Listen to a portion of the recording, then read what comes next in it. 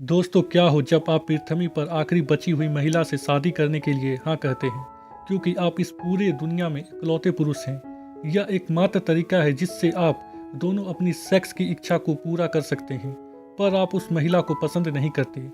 फिर भी अगर आपका जवाब हाँ है और आप उस महिला से शादी करते हैं, और जब आप दरवाजे को खोलकर बाहर निकलते हैं तो आप देखते हैं कि आप इस पूरे दुनिया में इकलौते इंसान नहीं हैं, बल्कि बहुत सारी महिला और बहुत सारे पुरुष हैं। तो आपका क्या हाल होगा? यही हाल फिल का होता है जब वह सपने देख रहा था, और जैसे ही उसकी नींद खुलती है तो वह तुरंत खिड़की के बाहर देखता है कि कहीं कोई जिंदा इंसान तो नहीं, और किसी को जिंदा ना पाकर उसे बहुत ही खुशी महसूस होती है। रात में कैरोल फिल के घर जाती है अपने नए डिश को खिलाने के लिए और उसे वॉकी टॉकी देती है ताकि वे दोनों आपस में बात कर सके। वह फिल को शादी के लिए रिंग लाने को भी कहती है। अगले दिन कैरोल शादी की तैयारी करने के लिए सुपरमार्केट जाती है, जहां से वह सजावट और शादी के केक के लिए सामान खरीदती है। फिल अपने बॉयफ्रेंड के साथ बैचलर पार्टी करता है, आंख से लड़कियों की बिक को जलाता है और उस पुतले से जिसे वह अभी तक अपनी गर्लफ्रेंड समझ रहा था उससे अलविदा लेता है, जिसे वह हमेशा बैठकर देखा करता था। आखिरकार शादी का दिन आता है। कैरोल शादी करने के लिए पूरी तरह से तैयार थी। ये लोग चर्च जाते हैं। कैरोल ने पादरी की जगह एक टेप रिकॉर्डिंग का उपयोग किया था।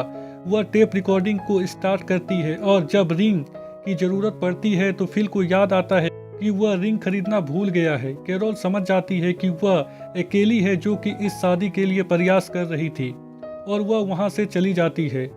फिल उसके घर जाता है और उसे आवाज देता है। जब कैरोल दरवाजा नहीं खोलती तो फिल दरवाजे को एक हैमर से तोड़ देता है, और जब वह अंदर जाता है तो वह देखता है कि कैरोल ने पूरे घर को सजाया है और उसने एक केक भी बनाया है जो कि मीठा नहीं होता बल्कि स्पाइसी होता है। यह देखकर उसे खराब लगता है और वह वॉकी टॉकी में कैरोल से बात करता है और उससे माफ़ी मांगता है।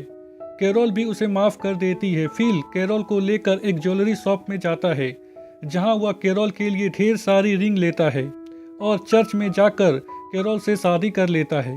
घर में फिल केक खा रहा होता है तो कैरोल उसे बेडरूम में बुलाती है पॉपुलेशन बढ़ाने के लिए, जहां ये लोग इंटीमेट होते हैं। पर फिल कैरोल के साथ इंटीमेट होने में इतना उत्साहित नहीं होता। अगले दिन कैरोल फिल के साथ वह सब काम करती है जिसे फिल को करना पसंद था। गाड़ी से कैन के बोतल को तोड़ना, आँख से खेलना। फिल कैरोल को अपनी ओल्ड गर्लफ्रेंड यानी कि उस स्टैचू से मिलवाता है जिसे फिल हमेशा देखा करता था। कैरोल एक पॉजिटिव वाइफ की तरह वह उस स्टैचू को तोड़ देती है, और जब ये लोग घर जा रहे होते हैं तभी फिल के कार से एक कार टकराती है। फिल तुरंत अपनी कार से निकलता है और उस कार वाले को जाकर देखता है, जिससे एक सुंदर लड़की निकलती है। फिल उसे देखता है और देखता ही रह जाता है। वह उसे देखने में इतना खो जाता है कि वह भूल जाता है कि उसके गाड़ी में कैरोल बैठी हुई है जो कि उसे आवाज दे रही थी। उसे कैरोल की आवाज भी सुनाई नहीं देती जिसे चोट लगी थी। वह लड़की जिसका नाम मेलिसा होता है वह कैरोल को गाड़ी से बाहर निकालती है। फिल की गाड़ी में आग लग जाती है तो ये लोग मेलिसा के कार में फिल के घर जाते हैं। रास्ते में फिल को पता चलता है कि मेलिसा 2 हफ्तों से टेक्सन में घूम रही है। मेलिसा फिल को कहती है कि अगर तुमने अलाइव इन टेक्सास के नीचे अपना एड्रेस लिखा होता तो मैं सीधा यहीं पर आ जाती। इस बात का फिल को अफसोस हो जाता है, क्योंकि अगर उसने अलाइव इन टेक्सास के नीचे अपना एड्रेस लिख दिया होता तो उसे मेलिसा 2 हफ्ते पहले ही मिल चुकी होती और उसे कैरोल से शादी नहीं करनी पड़ती। कैरोल उसे बोलती है कि अगर तुम 2 हफ्ते पहले मिलती तो तुम हमारी शादी में शामिल हो सकती थी एक गेस्ट के रूप में। वह बोलती है कि क्या तुम दोनों शादीशुदा हो? कैरोल उसे बताती है कि हाँ, हमने 2 दिन पहले शादी कर ली है। फिल मेलिसा को ये सब बात नहीं बताना चाहता था। फिल कैरोल और मेलिसा के बीच में जो खिड़की होती है उसे बंद कर देता है ताकि कैरोल मेलिसा से बात ना कर सके, और वह मेलिसा से बात करने लगता है। पर कैरोल खिड़की को बार बार खोलकर फिल को डिस्टर्ब करती है। जब ये लोग घर पहुंचते हैं तो फिल मेलिसा को पटाने की पूरी कोशिश करता है, पर कैरोल मेलिसा को फिल के बारे में सब कुछ बता देती है कि फिल उसके आने से पहले किस तरह पूरे घर में कूड़ा फैलाकर रखता था। उसने एक पूल को अपना टॉयलेट बना रखा था। मेलिसा आराम करने के लिए एक घर ढूंढ रही थी। फिल पूरी कोशिश करता है कि मेलिसा उसके घर में रुक जाए, पर ये सब बात सुनने के बाद मेलिसा उसके घर में नहीं रुकती। वह बगल वाले घर में रुकने का फैसला करती है। फिल मेलिसा को रात के डिनर के लिए इनवाइट करता है। रात में मेलिसा फिल के घर जाती है डिनर के लिए। कैरोल और मेलिसा आपस में बात कर रहे होते हैं। तभी हम फिल को देखते हैं, जो कि पूरी तरह से बदल चुका था, क्योंकि उसने अपने बियर्ड यानी कि दाढ़ी को सेव कर लिया था, जिसे देखकर कैरोल और मेलिसा चौंक जाती है। फिल ने ये सब मेलिसा को पटाने के लिए किया था, पर यह लुक ना तो मेलिसा को और ना ही कैरोल को पसंद आता है। जब ये लोग डिनर कर रहे थे तो फिल मेलिसा के साथ फ्लर्ट करता है और उसकी हर बात पर हाँ कहता है, ताकि मेलिसा को लगे कि फिल की सोच और उसकी सोच बिल्कुल एक जैसी है। जब मेलिसा उसे अपने पति के बारे में बताती है कि उसने अपने पति को किसी और के साथ देखा, वह उसे चीट कर रहा था, इसीलिए उसने उसे छोड़ दिया, तो फिल उसकी डिसीजन को सही कहता है और यह दिखाने की कोशिश करता है कि वह इस तरह के लोगों को पसंद नहीं करता।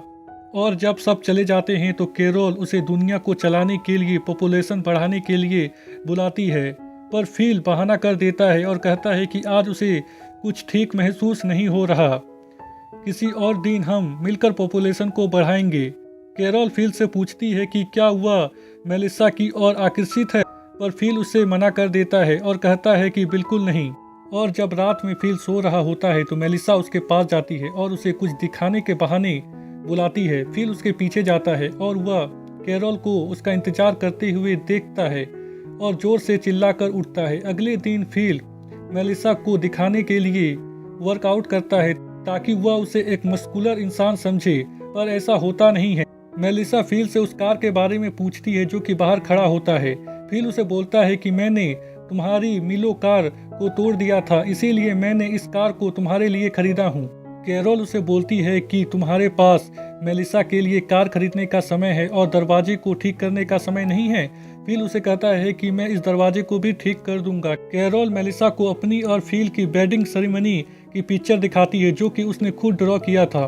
और जब फिल दरवाजे को ठीक कर रहा होता है तभी मेलिसा उसके पास जाती है और कैरोल और उसे बियर पीने के लिए अपने घर में इनवाइट करती है। फिल उसे बोलता है कि कैरोल की तबीयत ठीक नहीं है और वह खुद मेलिसा के साथ बियर पीने चला जाता है, जहां मेलिसा उसे अपने दिल की बात बोलती है कि वह उसे गलत समझ रही थी, पर अब ऐसा नहीं है। और जब मेलिसा नशे में होती है तो वह फिल को बोलती है कि अगर तुम और कैरोल शादीशुदा नहीं होते तो हमारा कुछ हो सकता था। मुझे तुमसे ऐसी बात नहीं करना चाहिए, पर तुम इस दुनिया में इकलौते आदमी हो। फिल जो सुनना चाहता था वह मेलिसा कह रही थी। फिल सीधा कैरोल के पास जाता है और अपनी शादी को तोड़ने के लिए, पर वह देखता है कि कैरोल उसके और अपने नाम की वेडिंग बोर्ड बना रही है, जो कि वह दरवाजे में लगाने वाली थी। फिल उसे कुछ कह नहीं पाता और वहां से चला आता है। यह एपिसोड यहीं पर खत्म हो जाती है।